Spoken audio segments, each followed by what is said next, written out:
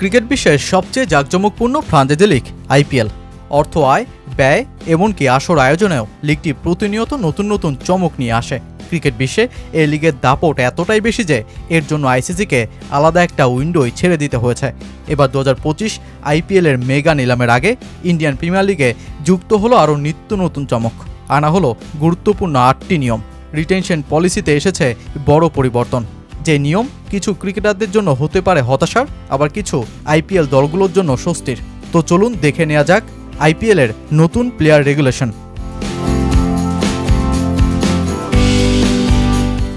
আইপিএলের মেগা নিলাম নিয়ে ক্রিকেট পাড়ায় তো কৌতূহলের শেষ নেই, কিন্তু গত বছরগুলোতে দেখা যায় মেগা নিলামের বাইরে সাধারণ নিলামেও ক্রিকেটারদের কেনা হয় বিপুল পরিমাণ অর্থে।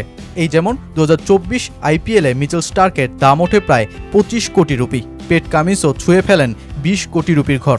সাধারণ নিলামেও ক্রিকেটারদের এত বেতন ওঠায় জোরালো প্রশ্ন উঠেছিল সেবার। তাই তো এবার আইপিএলের গভর্নিং কাউন্সিলের সবার শেষে ক্রিকেটারদের সেই সুযোগ কমিয়ে আনা হয়েছে। শনিবারে সেই সভা শেষে আগামী 2025 থেকে 2027 সাল পর্যন্ত প্লেয়ার রেগুলেশনের একটা লম্বা নিয়ম প্রকাশ করে আইপিএল কর্তৃপক্ষ, যেখানে আনা হয় 8টি নিয়ম। প্রথম ও দ্বিতীয় নিয়মে জানানো হয় প্রতিটি দল এখন থেকে মোট 6 জন ক্রিকেটারকে রিটেন করতে পারবে, যাদের মধ্যে সর্বাধিক 5 জন ক্যাপ্ড ক্রিকেটার ও সর্বাধিক 2 জন আনক্যাপ্ড ক্রিকেটার হতে হবে। এই 6 জনকে দুইভাবে দলে নিতে পারবে ফ্রাঞ্চাইজি, একটি সরাসরি রিটেন করে আরেকটি রাইট টু ম্যাচ অর্থাৎ আরটিএম কার্ডের মাধ্যমে। তৃতীয় ও চতুর্থ নিয়মে জানানো হয়েছে আসন্ন মেগা নিলামে দলগুলোর পার্স থাকছে 120 কোটি রুপি। নিলামের অর্থ পারফরমেন্সের অর্থের সাথে এবার থেকে ম্যাচ ফিও দিতে হবে দলগুলোকেই এই পার্স থেকে।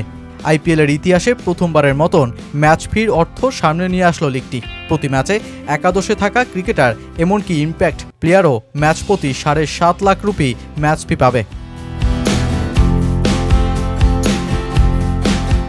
প্লেয়ার রেগুলেশনের 5 ও 6 নং নিয়মটি বিদেশি ক্রিকেটারদের জন্য কঠিন হতে যাচ্ছে সামনে। এখন থেকে মেগা নিলামে খেলোয়াড়দের নাম দিতে হবে অনেকটা বাধ্যতামূলকভাবেই। যদি কোনো ক্রিকেটার 2025 মেগা নিলামে নাম না দেয়, তবে তিনি পরবর্তী নিলামের জন্য নাম রেজিস্টার করতে পারবেন না। এমনকি যদি কোনো ক্রিকেটার নিলাম থেকে দল পাওয়ার পরেও আইপিএল থেকে সরে দাঁড়ান, তবে সেই ক্রিকেটার 2 সিজন নিষিদ্ধ হবেন যদি বৈধ ও যুক্তিসম্পন্ন কোনো কারণ দেখাতে না পারেন। 7 নং নিয়মে বলা হয়েছে ঠিক কিভাবে একজন ক্রিকেটার বিবেচিত হবেন আনক্যাপ্ড ক্রিকেটার হিসেবে। একজন ভারতীয় তখনই আনক্যাপ্ড হবেন যদি তিনি গত 5 বছর ধরে আন্তর্জাতিক অঙ্গনে না খেলেন। আর সবশেষ 8 নংয়ে বলা হয়েছে ইম্প্যাক্ট ক্রিকেটার নিয়ে। আগামী 2027 সাল পর্যন্ত এই নিয়ম রাখতে চায় বিসিসিআই। সব মিলিয়ে একটা কঠিন নিয়মকানুনের বেড়াজালেই বসতে যাচ্ছে 2025 আইপিএলের মেগা নিলাম, যেখানে দলগুলো পাচ্ছে আরও সুযোগ সুবিধা, সীমাবদ্ধ হচ্ছে ক্রিকেটারদের হুটহাট আইপিএল ছাড়ার প্রবণতা।